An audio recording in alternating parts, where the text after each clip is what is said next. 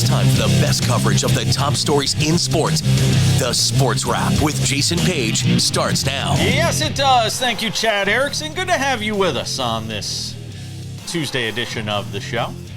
We got a lot to do over the next 60 minutes. I have decided in recent weeks to make Tuesdays just about Sam and I because we have guests on throughout the week. And Tuesday's kind of the day to take a breath and catch up because the weekend is so nuts. So Sam and I will be bouncing things around today for the duration of the show. And there's a lot to talk about, Sam. The Bills have lost 2 straight. Is there panic in the Bills Mafia, Sam Yarnell? I want to talk about that. But first, let's get into the actual highlights from the game where the Bills fall in Atlanta to the Falcons, and the Falcons just run the football all over them all night with Bijan Robinson. And, look, I understand the Bills have injuries. Here's the thing. Everybody has injuries. Everybody's missing players. And if we're going to sit here and praise the 49ers to the high heavens for what they've been able to do without the litany of guys that they're missing, is it fair to just say, the injury bug is the reason why the Bills have lost 2 straight games, Sam Yarnell? I want to get your thoughts on the Bills after dropping their 2nd straight. Yeah, well, I mean, first you mentioned my beloved 49ers, who I wasn't here yesterday, obviously, but the Fred Warner injury. Crushing. I mean, like, what can't go wrong with that team? Really? The Bills. This is going to sound crazy. It is. And you can call me crazy, maybe. Maybe you will. In that game last night, I felt better about the Bills than maybe I had all season outside of the New York Jets game. And actually, they didn't look great in the Jets game. And I said this to someone last night when I was talking about it. You're telling me that the glaring hole in this team right now, if you watched 95% of that game, right, is the unit that's led by the reigning MVP, who's also the favorite in the odds to win the MVP again this year? Yeah, I'll take that as long as the special teams and the defense are playing as well as they did yesterday. And quite frankly, in the game before against New England for the last 3 quarters, that first quarter of that game against New England. You're not concerned about the rushing defense? No. I think that Bijan Robinson had 20 yards in the second half, and I think if you made the concern. It was clear what they were going to do in the second half. They were going to stuff the box and say, "All right, Michael Penix, you go beat us," and see if you could find anybody after your first read, which you usually can't. If you take out the one explosive run he had, which was a couple of broken tackles and Bijan Robinson being the freak athlete that we know that he is, right? If you take out the 180-yard run that he had, I think the guy averaged less than 3 yards a carry. Like, it was not an I shouldn't say that. It was not an efficient running night for Bijan Robinson. It was very effective, and obviously he did it's one of things the in the reasons they won receiving the game. He did things in the receiving game, too. But when you can limit efficiency, that's what will win you championships in the long run. So, again, the concerns that you had early on, especially coming out of week 1 about the Bills defense, which was the questionable unit of this team, ironically, have seemed to subside a little. And I think anyone can trust Josh Allen to figure it out offensively. I don't think that will ever be a concern in terms of the Bills' offensive production. They're asking a lot of them, Sam. They're asking a lot of them. I mean, and it is a 17-game season, and maybe that is the silver lining in this cloud, is the fact that it's a 17-game season. Everybody in this league has their warts, including the Bills. And we're talking about, a long season where when you are asking so much of your franchise MVP quarterback, doesn't that sound great, by the way? When you're asking so much, there's going to be weeks where they simply, I don't want to say crumble under the load, but it's just too much. And this might have been one of those nights.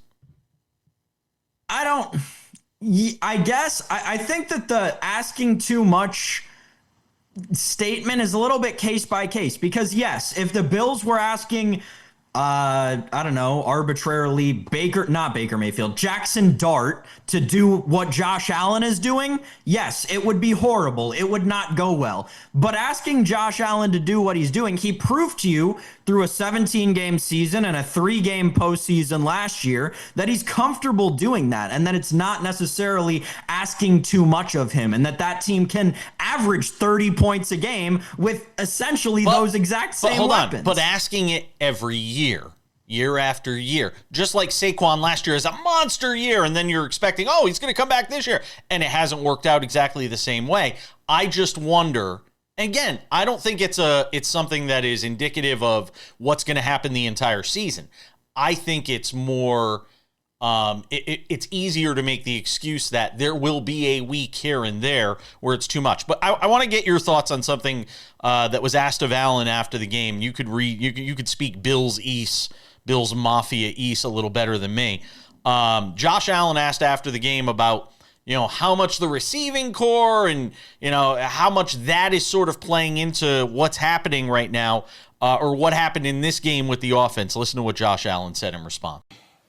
I mean, you can beat man-to-man with a perfectly thrown ball and a well-thrown ball, and, we got to take advantage of those opportunities. I got to be better. Protections, IDs, movement in the pocket, it's got to be better. I don't hear any frustration in his voice, Sam. I mean, there's definitely disappointment there. But it's not Tua Tagovailoa frustration. Sure, yes, there's not the dramatics, but again, that's just like a person-to-person kind of basis, right? Josh Allen has, and is, in my opinion, one of the least given credit for, one of the most monotone quarterbacks in the NFL. When he is performing like an MVP and having 400 total yards in a game, he is using that same tone of voice as when he throws 2 interceptions and his team loses to a middling NFC team on the road, right? I think that's what makes him so successful in an offense where, as he was talking about in the answer, right, he is, and as we've been talking about during the segment, he is the offense, right? Not every NFL offense can say that their quarterback is the offense. The Buffalo Bills understand that their quarterback is the offense, and having someone remain that cool, calm, collected, monotone through an entire season, that's exactly what you got to want with an entire city on his shoulders. It's funny you call the Falcons meddling. They have the same number of losses as the Buffalo Bills do. And that just speaks volumes to something I want to talk about a little later on, which is just the parity in this league right now. And why I think this trade deadline is going to be bonkers. Because it's like baseball. Just win and get in. Just win and you have a shot. That's what it feels like. There might be favorites because Vegas has to make somebody a favorite, but nobody feels like a favorite right now. We're coming back.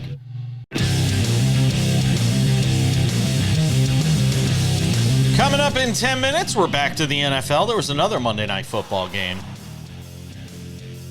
Is it the turning point for the Bears, not just in the season, but as a franchise? I think it might be. We'll get into that coming up in 10 minutes. Sam Yarnell, let's talk some baseball. ALCS, NLCS. We'll start in the American League, and I don't know. Might have seen the last game of the season in Toronto for our fans watching us on Game Plus up there in Canada. You might have watched your final game of the season. Man, isn't it amazing? Isn't it amazing, Susan? Isn't it amazing just how quickly these things turn? I mean, here was Toronto. And it's just making me wonder. I hate to make this about the Yankees, but I will for a second. It makes me wonder if it was about the Yankees. If it was just the Yankees stunk so bad that the Blue Jays ran over them, or if this is about the Mariners. I'd like to think it's about the Mariners. I'm going to try and convince myself it's about the Mariners just to make myself feel better. But, boy, what Seattle has done in these first 2 games coming off, everybody was like, oh, my God, how are they going to come off that 15-inning Game 5, and here we go back to Seattle with this a 2-0 series. But, Sam, here's what I will say for Toronto. They're going to Seattle, where the Mariners have been unable to score runs in this postseason, where these games are going to be low scoring, and I think it's just going to come down to, I hate to say it, whereas these first 2 games, not as much. I think these games in Seattle are going to be ultra competitive. I think you're talking, take the under 3-2, 2-1 sort of games, because that's the way that ballpark seems to play. And you just got to hope you get enough out of this Blue Jays bullpen, which looks beleaguered right now. Yeah, and Jason, I'm looking at it. The Mariners are by no means unbeatable at home. To your point, right? Like, I think as much as a lot of people are talking about, this series is over and the Blue Jays they're done. The Mariners have won exactly 2 games at home this playoffs. I think their record is 2-2 at home. This is a team that is built to win on the road, whatever it is. Maybe it's the ragtag bunch or the, team being half assembled at the trade deadline. They're not used to playing in front of the pressure of that Seattle baseball market. So, yeah, this is very interesting. I am not as ready as seemingly everybody else is to write off the Toronto Blue Jays in this series. And listen, I know it takes a lot. You mentioned it, right? Coming off of the 15-inning game and then George Kirby on 4 days rest instead of 5 to get that start after the 15-inning game. It is really impressive what this Mariners pitching staff, which has been what they've hung their hat on all season, has done in these playoffs. That said, I'm not ready to say that this Vladimir Guerrero Jr. led Toronto Blue Jays offense is just going to go quietly. I mean, we know what George Springer can do in the postseason. He showed you it already in this series. If the Blue Jays can just stop giving up a bunch of runs, they're going to find themselves in one of these games. They're gonna, yeah. I mean, look, they were technically in game 1. It just, the offense just wasn't there. And, you sort of look at what this Seattle team is doing from a pitching standpoint, though. And the one consistent thing really through this postseason has been how good this Seattle pitching has been. I think sans one game against the Tigers, they've been really good. And it's not just the starter. It's 1 through 13 if there's that many pitchers. It's basically been everybody that they bring out of that bullpen. Has really shined, Sam. And I mean, look, I think Seattle's going to win the series. Oh, wow. Revelation. They're up 2-0 after winning the first 2 on the road. I know that's a bold prediction I'm making here. And I haven't even looked at the odds on what they are to win the series. Do we have that? Can we look up real quick? Yeah, they're minus, I have it right here. Where are they to win the series? Let me look here. The minus 600. ALCS. Wow. Jeez Louise. Yeah, I can't justify even plus 450 on the Blue Jays. I can't justify it. I can't do it. What's the Brew? Wow, the Dodgers are minus 460, which we'll get to here in just a moment. But I mean, look, I don't think the Blue Jays are dead by any stretch. But talk to me on Thursday morning. I might have a different perspective on it. Dodgers beat the Phillies despite Dave Roberts' best efforts to make sure they don't beat the Phillies. Brewers. Yeah, I still got the Phillies in my brain. Sam, boy, oh boy. Look, Dave Roberts has made some questionable decisions in this postseason. And I feel like it's just a matter of time before one of them really comes back to bite him. Last night, it almost happened. How you're not letting Snell at least go out to start the 9th inning when he's thrown 8 innings of 10 strikeout, 1 hit ball. And the inning that he leaves on the high note, he didn't even throw a fastball in the 8th inning. And he retired the side in order. I don't know what Dave Roberts was thinking. Again, to me, it's just overthinking it. And still the Dodgers are up 1-0, despite the fact that they really only got one big swing of the bat in this game, and that was Freddie Freeman. I still like the Brewers in this series. Not to win the series, but I still like this thing to go deep. I don't. Oh my God, you're off. That's it. No, yeah. What do you mean I'm off? The Dodgers are the best team in baseball. I've been saying this for a year. I mean, this is crazy. Everybody seems to be selling their Dodgers stock. I don't get it. This is greatness. We are watching greatness on a baseball field. And them winning that game last night, despite not sending Snell out, which, we can question. You don't question it? Wait a minute. It overcomes poor managerial decisions. That's how great this baseball team is. But you don't question it? No, that's what I'm saying. Oh, okay. We can question it, right? I think it is a questionable decision, right? I am maybe one to hear both sides more, right? Like he's at 103 pitches. How many times this season did Blake Snell go over 100 pitches? So I think there's more of a hear both sides thing, but I totally questioned it, especially in the moment, especially when you're giving the ball to a rookie. Right? Yeah, I 100% think that there was an argument to be made for it. But that's the thing. This team is so good. It doesn't matter. It doesn't matter if they're throwing out a rookie and he gives up a run to bring it within one run, because they got a wily veteran who's been here and done this a couple of times before, who will come in and get the job done ultimately. This team, we are watching historically good baseball in the Los Angeles Dodgers, and they've only lost one game this entire postseason. Like, I'm just appreciative that we get to sit back and enjoy. It was a fantastic game, and the Brewers certainly had their opportunities, and they're going to regret not getting that one last night, because that was the one they could have stolen and certainly installed some doubt in the minds, even more so of Sasaki and this Dodgers team, which just keeps finding ways to win games despite the fact that it hasn't been particularly pretty in this postseason. We're coming back with some NFL. Don't go anywhere.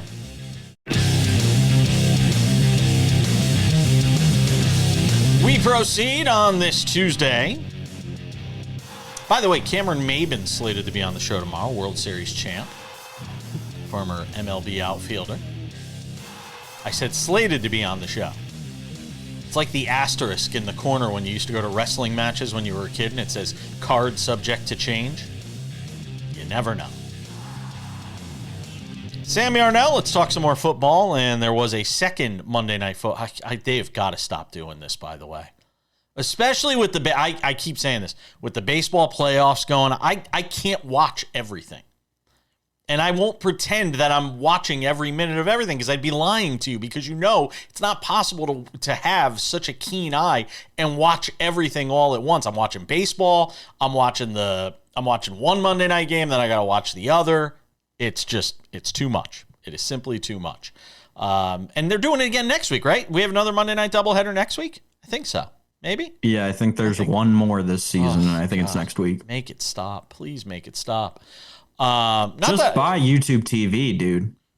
I am not going back. I'm not going back to YouTube. I mean, I got last night. It was last night. I had Bills, Falcons. I had Commanders, Bears, and I had the NLCS or the ALCS all on the same TV at the same time. I mean, you can't get anything better, and no free ads. I mean, but check your service providers to see if they'll do that for you, I guess. I guess Xfinity also is doing a split screen experience now, where you could actually start watching things. I don't know if it's as extensive and robust as what YouTube TV has, but I think Xfinity is doing it as well. My cable provider, who I'm not going to promote here on the show because they don't pay me, is not doing any such thing. So I'm not giving them any love. But it's so hard to keep tabs on everything. So anyway, this is a game last night that the Chicago Bears for the last decade have lost. This exact kind of game is the kind of game they have lost.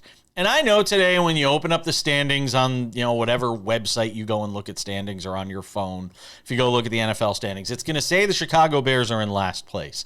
This does not feel like a last place team right now after winning 3 games in a row and finding a way on the road, Sam, in a spot where they have time and time again figured out a way to lose these games, figuring out a way instead to win.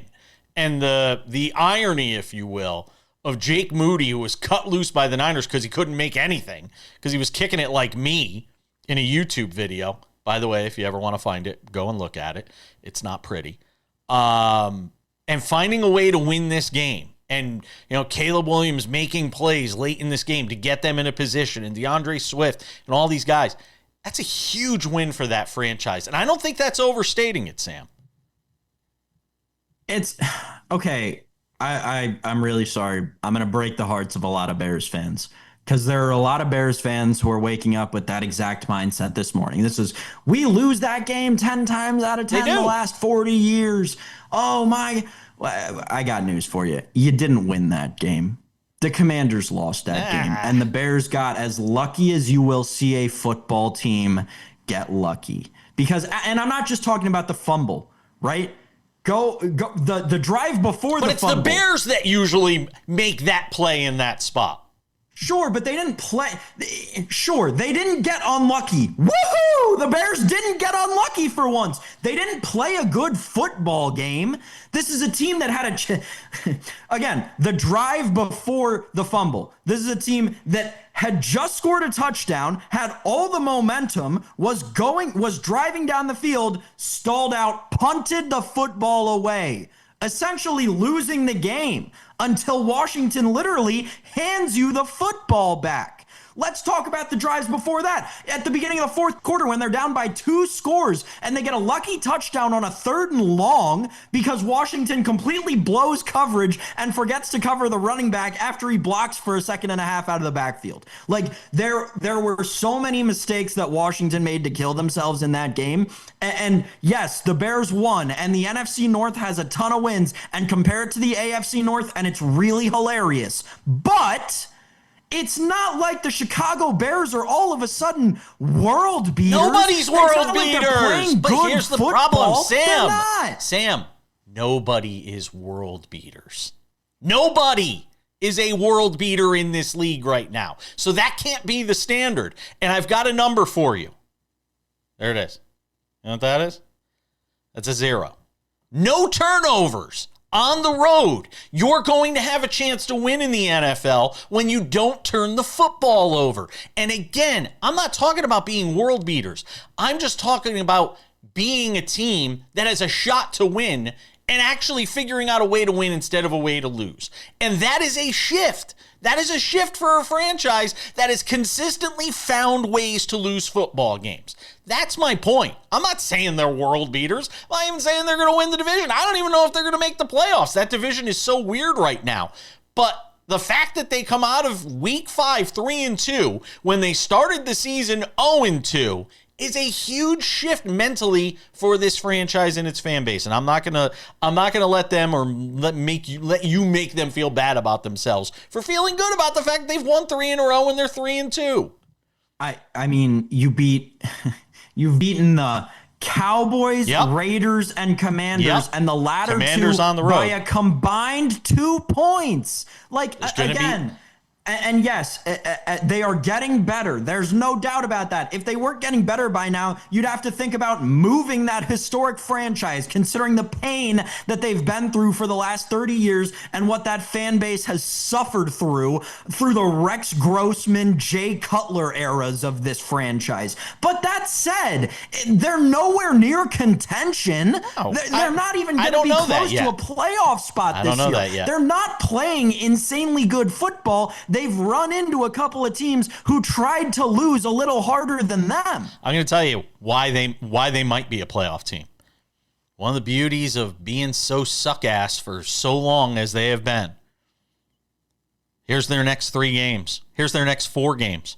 New Orleans, at Baltimore, at Cincinnati, home for the Giants. There's a lot of winnable games in that 4-game stretch. Don't say, there's also a lot of losable games in that 4. I wasn't going to say losable. Yeah. I wasn't going to say losable. I was going to say there's a lot of Bearsable games in that stretch. If you believe that they are the old Bears, then I would absolutely agree with that. I would absolutely agree with that. But getting a win like they did last night, it's a turn of the corner. There's no getting around it. Because that's a game that, like I said, 9 times out of 10, they're losing that game. Be interesting to see what that Baltimore game in Week 8 looks like, by the way. What is Baltimore going to look like at that point?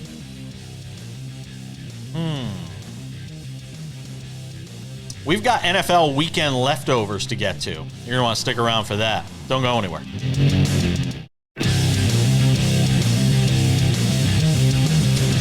Coming up in 10 minutes, Brian Callahan out of a job with the Titans.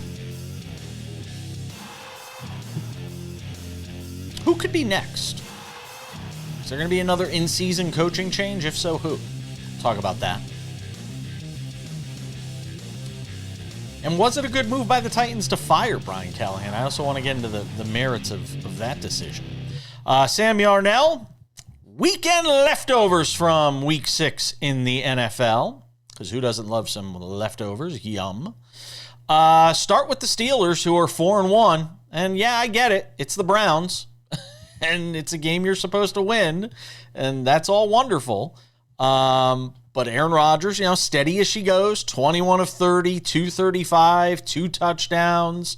And the Steelers just doing enough against a Browns team that, is throwing Dylan Gabriel out there with Shedeur Sanders backing them up. And here we are. I mean, the Steelers are 4-1 on top of the AFC North, and it sure feels like they have a clear path to a division title right now, Sam.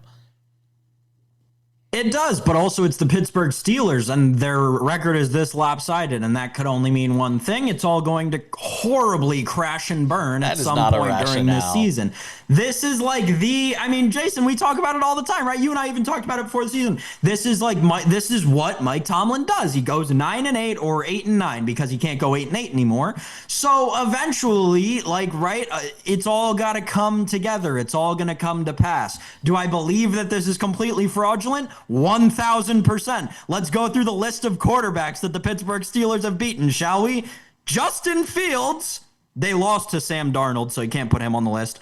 Drake May, Carson Wentz. Drake May's a good quarterback. Dylan Gabriel. That is quite the reputable 4 quarterbacks to have beaten in this year's NFL to be atop a division. Now, listen, 12. They were plus 12, by the way, in point differential.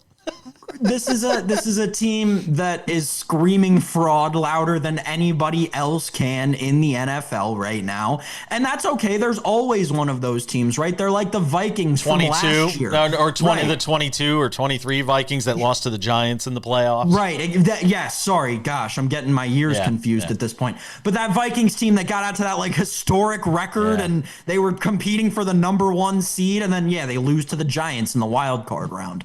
That is just what this Pittsburgh Steelers team feels like to me. And that's fine.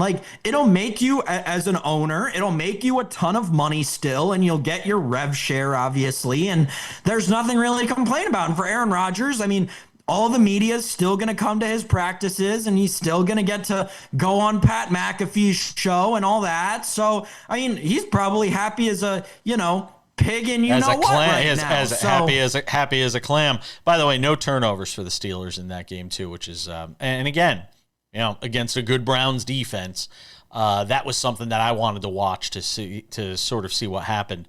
Could they turn over this Steelers team? I'm curious to know what the Steelers are in the turnover margin this year. It doesn't feel like they've turned the ball over. They are third best. They are a plus 7. You know what the best team is?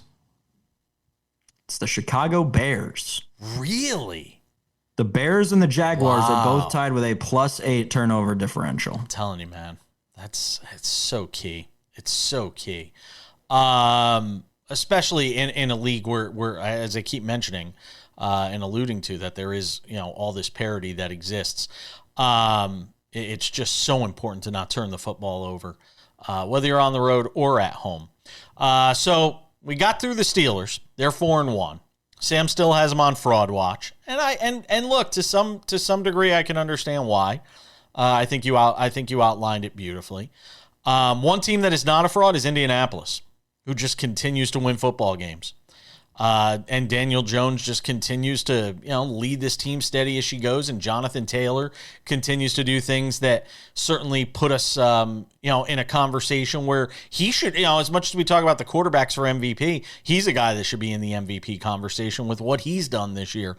123 and a score for him in a win over the Cardinals, who just continue to find ways to lose games no matter who the starting quarterback is, Sam.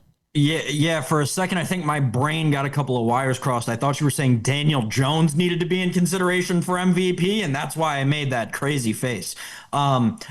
Listen, the Colts are great. I don't remember whether it was on this show. Actually, it probably wasn't on the show. We haven't talked about the Colts a lot, but my comparison for the Colts this season is that they are like the off-brand, the name brand, the Walmart brand, the Kirkland brand, Philadelphia Eagles from last year. They have this incredible run game. Their offensive line is producing and has analytics that produce at a historically high level. They have a couple of wide receivers who are about equal in talent. They've got a great tight end. And that defense forces a ton of turnovers. We'll say this about their Week 6 game. This was the first time I was concerned about their defense. You let Jacoby Brissett put up 27 points against you and throw for 320 yards. That's when I'm going to start to be like, all right, what's going on here? They weren't really able to get home against what isn't an insanely talented offensive line. First question mark of the season against the Colts defense popped up this week. But overall, this has been a banner year for Indianapolis. I mean, something changed in that building, Jason, and it's paying dividends so far through the first third of the season. Oh, look, what changed is the decision to move away from Anthony Richardson. And that's and when you're talking about the most important position on the field, and you feel like you have stability now at the most important position on the field, from quarter 1 to quarter 4, I think it makes a huge difference. By the way, honorable mention, Carolina Panthers are 3-3. Nothing speaks to the parity in the NFL like the Panthers being 3-3. And I know they beat the Cowboys, and we all know what the Cowboys are, but still, Carolina 3-3 on the season. You're 6 weeks into the season, and you have something to be happy about if you're a Panthers fan. More football, coaching firings next. 10 minutes from now, it's some odds and ends. Sam pointed out something to me that kind of woke me up a little bit. What, the NBA starts next week, Sam? Is that what you said to me? Right? Yeah, next week. Nodding doesn't work on TV. Next week, right? Yeah, I think it's next Thursday. I don't know. So too. It's amazing.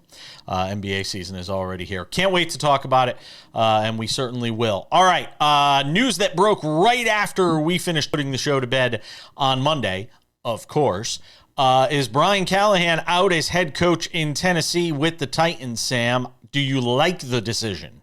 I never do.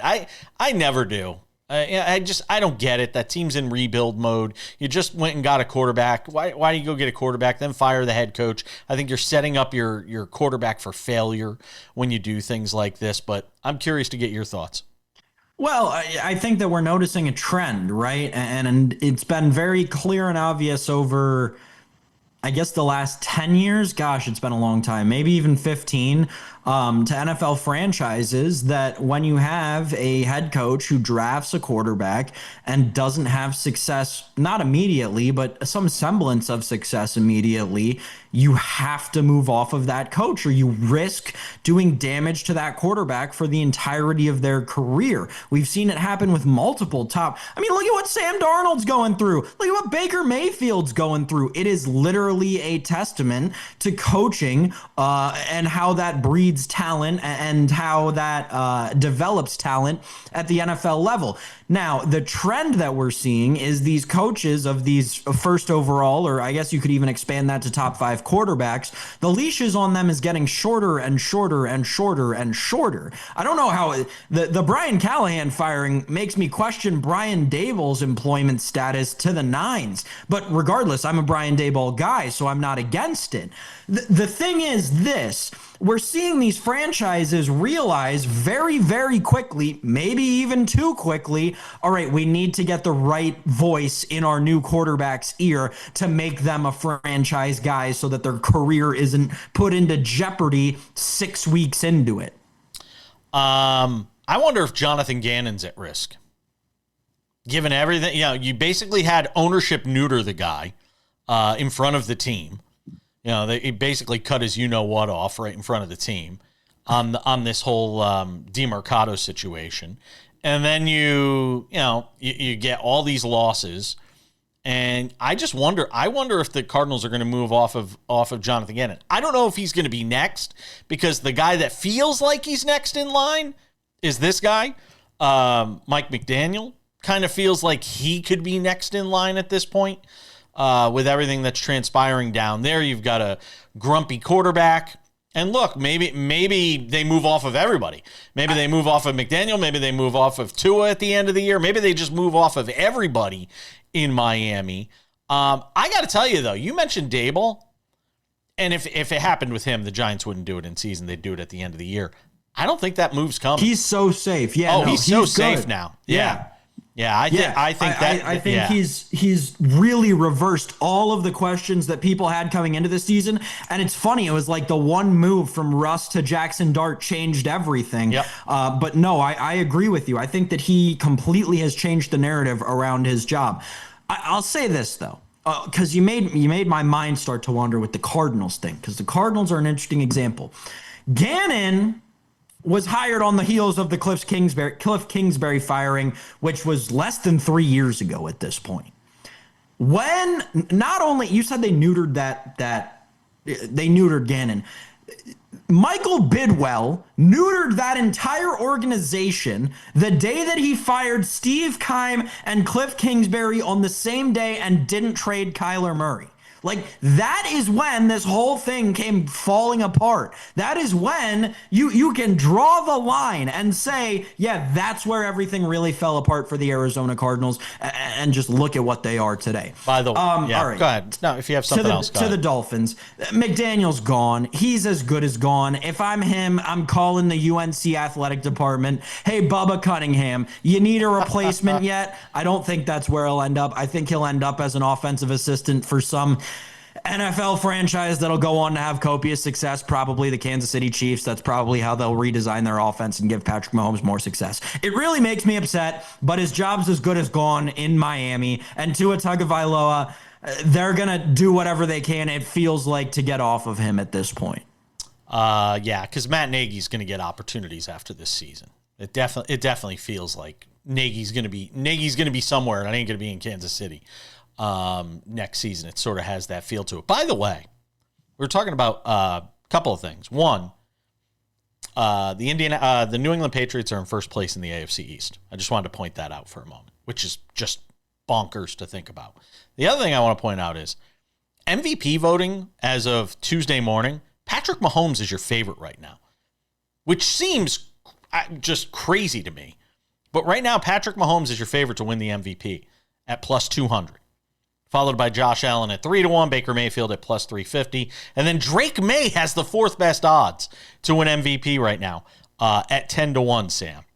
But it's kind of like, and look, I do have to say, Mahomes is doing some really good things right now. Mahomes is playing really good football.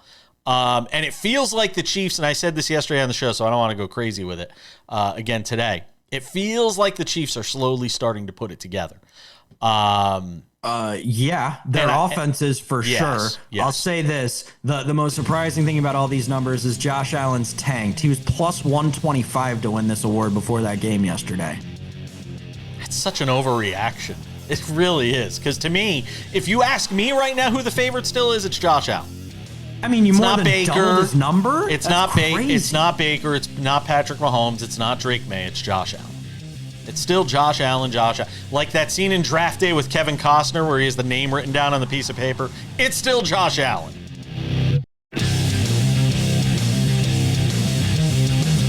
All right, just about time to put the wraps on this baby for a Tuesday. Don't forget, tomorrow on the show, Cameron Maben slated to be here. Maybe some other surprises. Sam's going to work a Wednesday for a change. That's good news. Always love to see that. What'd you do with your Monday off, by the way? Anything you can tell us? Work. Oh, okay. I thought you were taking. I thought it was like Columbus Day. You were taking the day. I don't take days off, Jason Page. Football season starts. I work Sunday to Sunday. You don't have to tell me, dude. I get it. Trust me. If people could see right now, I live in this studio. That's it. This is where we live, Monday through Sunday right now. I want to get your thoughts on a couple of things in odds and ends. But before we do, a couple of reminders.